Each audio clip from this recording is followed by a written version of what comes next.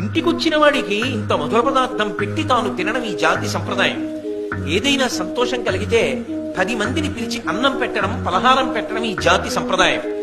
అటువంటి జాతి సంస్కృతిలో పుట్టి ఏదైనా సంతోషం కలిగితే గ్లాసు గ్లాసు గుద్దించుకుని శబ్దం చేసి తాగుతావా?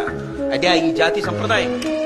నిర్మోహమాటంగా విమర్శించి నిరుత్సాహపరచకపోతే రాబోయేటటువంటి కాలంలో యువత సర్వనాశనమైపోతారు.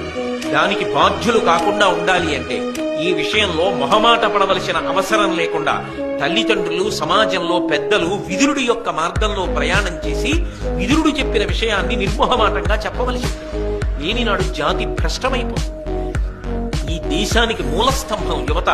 అటువంటి యువత ఇటువంటి దురలవాట్ల పాలైపోతే పెద్దలైన మహాత్ములు సర్వేపల్లి రాధాకృష్ణన్ గారు, అబ్దుల్ కలాం గారు ఇటువంటి వారు కన్న కలలు ఏమైపోతాయి? అందుకే నిర్మోహమాటంగా విదురుడు చెప్పిన మాట మనం చెప్పవలసి ఉంటుంది.